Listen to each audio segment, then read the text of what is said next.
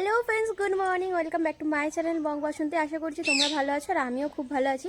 তো আজকে আমি রেডি হয়ে গেছি আর রেডি হয়ে তোমাদের সাথে একেবারে আমি ইন্ট্রো দিচ্ছি, তার কারণ হলো একদমই হাতে সময় ছিল না। তো আজকে যাব হচ্ছে মাসির বাড়িতে। তো চলো যাওয়া যাক, সবটাই তোমরা দেখতে পাবে আর একটু হাতে টাইম নেই। আর আমি এই ড্রেসটা পরে নিয়েছি আর হাতে ব্রেসলেটটা পরেছি, তো দেখে বলো কেমন লাগছে আমাকে। আর নেল পলিশ পরারও সময় পাইনি, তার কারণ হলো একদমই বললামই দেরি হয়ে গেছে আর যাওয়ার কোনো কথা ছিল না। আমার মা কাকিমা যাওয়ার কথা ছিল, আমি তো যাব না ভেবেছিলাম, কিন্তু ভাবলাম যে না যাই, ঘুরে আসি। তো চলো সবটাই তোমরা দেখতে পাবে এই ভিডিওর মধ্যে, ভিডিওটা স্কিপ না করে দেখতে থাকো, আশা করছি খুব ভালো লাগবে। এ তো বেরিয়ে পড়েছে আর এই মহান ব্যক্তিটার জন্য আমাদের লেট হয়েছে। বলো ভালো লাগছে? না, 7 বাড়ি যাবো।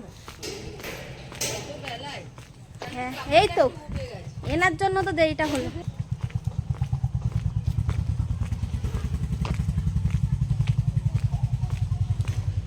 এরকম চুলটা নিয়ে ভালো লাগছে। মোড় মাথায় এসে চলে এসেছি মিষ্টির দোকানে মিষ্টি নেওয়ার জন্য। আর এখানে শীত পড়াতে না অনেক নতুন নতুন মিষ্টি তৈরি করেছে, সেইটাই তোমাদের সাথে শেয়ার করলাম আর আমিও দেখছিলাম। আচ্ছা ঝটপট জানিয়ে দাও তো তোমাদের এর মিষ্টির মধ্যে কোন মিষ্টিটা সব থেকে তোমাদের প্রিয়। আমি খুব একটা মিষ্টির ভক্ত না হলেও এই শীতকালে যে নলেন গুড়ের রসগোল্লা গরম গরম, তারপরে হচ্ছে নলেন গুড়ের সন্দেশ, এইগুলো খেতে আমার খুবই ভালো লাগে। আর এখানে দেখলাম এখানে হাঁস সন্দেশটাও খুব ইউনিক করে তা বানিয়েছে। ওদিকে তো মা আর কাকিমা দুজন মিলেই মিষ্টি নিয়ে নিচ্ছিল আর আমি এইদিকে একটা ফাঁকা টোটো পেয়ে গেছি, ওই জন্য রিককেও ডেকে নিলাম যে তুইও চলে আয়। আর যে সেটা সিট তো আমরা নিয়ে নিচ্ছিলাম। আর রাস্তার মাঝখানে আমি যেহেতু ভিডিও করছিলাম, ওই জন্য আরেকজন বলছিল না না সব কিছুই ঠিক আছে, সে তো আর বুঝতে পারিনি যে আমি ভিডিও করছিলাম, তাই জন্য আর সেই জন্য আমি তো হাসছিলাম। আর রিককে আমি বলছিলাম যে এই সাইডেই বসে পড়, আর আমি তো গাড়িতে উঠে বসেই আছি, কিন্তু ওদের এখনো মিষ্টি কেনার শেষ নেই। আর এখানে আমরা সবাই মিলে টোটোতে উঠে পড়ার পর টোটোটাও তো ছেড়ে দিয়েছে। আর আমাদের বাড়ি থেকে বের হওয়ার কথা ছিল প্রায় ওই 11টা থেকে 11:30টার মধ্যে, কিন্তু এখন বাজে প্রায় ওই 12টা বাজতে 5 মিনিট বাকি। কারণ যেখানে যাব আমাদের তো লেট হবে এটা ওটা করতে করতে, কারণ আমিও টিউশানি করে উঠেছি, তারপর স্নান করেছি আর তারপর আমরা গিয়েছিলাম। আমরা গাড়ি থেকে নেমে গেছি আর এখানে আমি আর আমার মা যাচ্ছি, আর পিছনে ওই যে কাকিমা আর রিক। এবার এখান থেকে তো অনেকটাই হাঁটতে হবে, সেখান থেকে হেঁটে হেঁটে তবে মাসিদের বাড়ি পৌঁছাবো। যেতে যেতে দেখতে পেলাম এই পুকুরটা কি পরিষ্কার জল, আর নিচে যে শালক ফুলটা ফুটে আছে সেটাও কিন্তু দেখা যাচ্ছে। আর এদিকে তো কাকিমা, রিক আর আমার মা তিনজন মিলে তো অনেকটাই এগিয়ে গেছে। আমি যেহেতু ভিডিও করতে করতে যাচ্ছিলাম, ওই জন্য তো আমার খুব দেরি হচ্ছে। কাকিমাদের দেখালাম, ওরা তো এগিয়ে গেছে আর আমি একটু ভিডিও করতে করতে যাচ্ছি বলে একটু পিছনে। আর তোমাদেরকে দেখায় সমস্ত যে মাঠ জলা ছিল সব যেমন বিল্ডিং উঠছে, এইগুলো পুরোটাই জলা ছিল। আর এখন তো সমস্তটাই প্রজেক্ট হয়ে যাচ্ছে। আর এখানে আগের বারে এসেছিলাম যখন এতগুলো বিল্ডিং হয়নি, কিন্তু এই কদিনের ভেতর কিন্তু আরও অনেক কটাই বিল্ডিং হয়ে গিয়েছিল।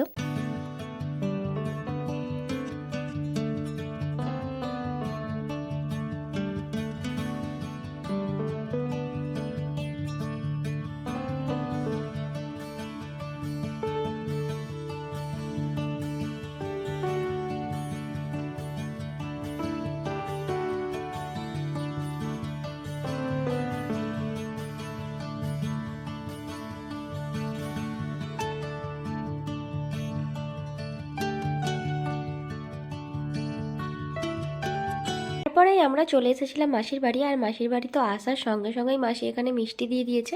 আর আমি তো এত মিষ্টি খাবো না, তাই জন্য ওখান থেকে এক পিস জোর করেই মাসি আমার গালে দিয়ে দিয়েছিল। আর রিক ওদিকে যেহেতু গেম খেলছিল, ওই জন্য তো ওর খুব তাড়াতাড়ি খাওয়া হয়ে গিয়েছিল গেমটা খেলবে বলে। আর এখানে আমি তো জল খেয়ে নিচ্ছিলাম আর আমার খুব জল তেষ্টাও পেয়েছিল। তোমাদেরকে তো বললামই যে আমাদের যেতে অনেকটাই লেট হয়ে গিয়েছিল। আর গিয়ে দেখলাম ছোটো মাসি তারপর মেজো মাসি মিলেই সব কটা রান্না করে নিয়েছিল আর দিদা বসেছিল। আর দাঁড়াও তোমাদেরকে একটু পরেই দেখিয়ে দেবো দিদাকে। আর এখানে মাসি বলল যেহেতু মাম্পির এখনও মিষ্টি খাওয়ানো হয়নি, তাই জন্য তো মিষ্টিগুলোকে আমাকে মাসি বলল যে সাজিয়ে নিতে। সব মিষ্টিগুলোই ফ্রিজ থেকে আমায় মাসি বের করে দিয়েছিল আর সেই মিষ্টিগুলোই আমি প্লেটে সাজিয়ে নিচ্ছিলাম। আর মাম্পি তো একদমই মিষ্টি খেতে পারে না, ওই জন্য বলছিল অল্প করেই সাজাতে।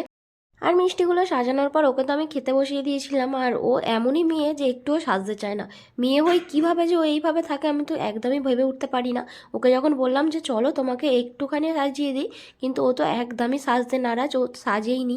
এমনকি ওই ঝুমকোটাও পরতে চায়নি। আর দেখো হাতে কিন্তু একটাও চুড়ি বলো বাউটি বলো কিছুই নেই, সবই কিন্তু মাসি বের করে দিয়েছিল ওকে পরানোর জন্য, কিন্তু ও কিছুই পরতে চায়নি।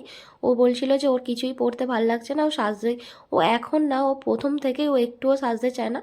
ও হলো আমাদের ন্যাচারাল বিউটি। ও না হেভি মেকআপ বলো, ও অনেক কিছু সাজগোজ ও একদমই ভালোবাসে না বলে আমরা আর বেশি জোর করলাম না। ও যেমনভাবেই বসতে চেয়েছে আমরা তেমনভাবেই ওকে বসিয়ে দিয়েছি। আর এইদিকে তো আমার মা ওকে সব কিছু বলে বলে দিচ্ছিল সব কটা মিষ্টি খাওয়ার জন্য। আর ওই যে বসে আছে ওর নামও না রিক, জানো তো। আর কাকিমাকেই বললাম যে তুমি যে শাড়িটা এনেছো সেই শাড়িটা ওকে দিয়ে দাও। আর কাকিমাও তো ব্যাগ থেকে বের করে দিয়েছে এই লাল শাড়িটা, সায়া ব্লাউজ এইগুলো দিয়েছে হচ্ছে কাকিমা। আর যেটা ও চাদরটা কোলে পেতে আছে ওই চাদরটা আমরা দিয়েছি। দেখে বলো দুটো জিনিস কেমন হয়েছে। ওকে তো চাদরটা খুলে দেখতে বলতে চাদরটা দেখেছে, আর এই শাড়িটা খুলতে চাইছিল না। আমি তবু বললাম যে আমি তোমাদেরকে দেখাবো, ওই জন্য বলতে ও তো শাড়িটা খুললো। এদিকে আমার মা বারণ করছে যে সব কিছু খুলতে হবে না। তবু আমি বললাম যে না তুমি খোলো, শাড়িটা সবাইকে দেখায়। এখানে না খুব তাড়াহুড়ো করেই ওর এইটা অ্যারেঞ্জমেন্ট করা হয়েছিল। ওই জন্য আমারও যাওয়ার খুব একটা ঠিক ছিল না। আর না হলে যদি জানতাম যে আমি যাব আরও কিছু ওর জন্য করতে পারতাম। মন থেকে আমার খুবই খারাপ লাগছিল, কারণ আমি ওর জন্য কিছুই করতে পারিনি। যাওয়ার সময় ভেবেছিলাম যে ওর জন্য একটু ফুল নিয়ে যাব, কিন্তু ওই ফুলটা তো নিয়ে যাওয়াই হয়নি, কারণ ফুলের দোকান একটাও খোলা ছিল না। আর এটা হলো দিদা, মেজমাসি। আর দিদা তো ওকে পায়েস খাওয়াতে গিয়ে পায়েস তো অর্ধেক ফেলেই দিয়েছে। আর এখানে মেজমাসিকে বললাম যে তুমি ওর পাশে বসো, আমি একটা ফটো তুলে দিই। আর মেজমাসিও তো ওখানে বসেছিল। মেজমাসি খুবই কাজের মানুষ, মেজমাসিকে তো একটুও পাওয়াই যায় না, তাই জন্য তবু যে পেয়েছি সেটাই ভাগ্য। এদিকে তো মাম্পিকে খেতে দিয়ে দিয়েছে আর মাম্পিও খেয়ে নিয়েছে। আর এইদিকে আমি চলে এসেছি কলা পাতা কাটার জন্য। মাসি বলছিল কলা পাতা কাটতে হবে না, প্লেটেই সবাইকে খাবার দিয়ে দেবে। কিন্তু আমি বলেছিলাম যে না, আমরা কলা পাতাতেই খাবো, এগুলো সব মাসিদেরই গাছ। ওই জন্য আমি এখানে কলা পাতা কাটতে চলে এসেছিলাম। যে মাসি বলছিল যে এত ইয়েতে যেতে হবে না গাছপালার ভিতরে, কিন্তু আমি তবুও গিয়েছিলাম, কারণ কলা পাতা যেখানে থাকবে আর আমি তো সেখানে ভাত খাবোই, কারণ আমার কলা পাতাতে ভাত খেতে খুব ভালো লাগে। আর এদিকে ক্যামেরা করে দিচ্ছিল মেজমাসের ছোটো মেয়ে, মানে ছোটো বোন। ওকে তো বলেছিলাম আমার ক্যামেরাটা ধরে দিতে, কিন্তু ক্যামেরা ধরে দিয়েছে, সব কিছুই করেছে, কিন্তু ক্যামেরার সামনে আসতে চাইনি। আমরা তো সবাই মিলে চলে এসেছি ছাদের ওপরে, এখানেই সবাই খাওয়া দাওয়া করব। আর এখানে কলা পাতাগুলো ধুয়ে রেখে দেওয়া হয়ে গেছে। আর এখানে সবাই খেতে বসে গেছে। ওখানে দিদা, ছোটো মাসি, ছোটো মাসির মেয়ে, ওখানে ছিল একটা দিদির মেয়ে, আর আমার মা আর রিক, এই কজন মিলে খেতে বসে গেছিলো। আর কয়েকজন আমরা বাকি ছিলাম। আর আজকে কী কী রান্না হয়েছিল তোমাদের সাথে একদমই মানে ভালোভাবে শেয়ার করা হয়নি। আজকে ভাজাভুজি করেছিল, মাছের ঝাল, চিংড়ি মাছ দিয়ে করেছিল হচ্ছে বাঁধাকপির চচ্চড়ি, আরও অনেক কিছুই ছিল, মাংস ছিল, মাছ ছিল, পায়েস ছিল। আর আজকে সব কটা রান্না না কাঠের উনুনে হয়েছে, সেই জন্য টেস্টটা আরও সুন্দর হয়ে গিয়েছিল। খাবারগুলো যে তোমাদের সাথে প্রথম থেকে শেয়ার করবো একদমই খেয়াল ছিল না। যখন পুরো সবাইয়ের খাওয়া হয়ে গেছে তখনই তোমাদের সাথে মানে খাবারগুলো শেয়ার করলাম। আর এই যে বললামই আজকে শাক ভাজা, উচ্ছে ভাজা, আলু ভাজা, পটল ভাজা। আর যেহেতু চিংড়ি মাছ দিয়েছিল বাঁধাকপিতে, আমি সেই জন্য বাঁধাকপি খাইনি। আর এখানে হয়েছিল ডাল, আরও কয়েকটা ভাজাভুজি ছিল, কিন্তু সেই ভাজাভুজিগুলো আমি খাবো না বলে নিইনি। তাই জন্য যেগুলো নিয়েছি সেইগুলোই তোমাদের সাথে শেয়ার করলাম। এদিকে তো ডাল দিয়ে লেবু দিয়ে তো ভাত আমি খেয়ে নিচ্ছিলাম। আর আমার মা তো আগের পথেই খেতে বসেছিল। আর কয়েকজন ঘরোয়া লোক নিয়ে আজকে এই অনুষ্ঠানটা হয়েছিল, খুব একটা বেশি মাসি লোক বলেনি। আর বললামই হঠাৎ করেই সব কিছু অ্যারেঞ্জমেন্ট হয়েছে তাই জন্য।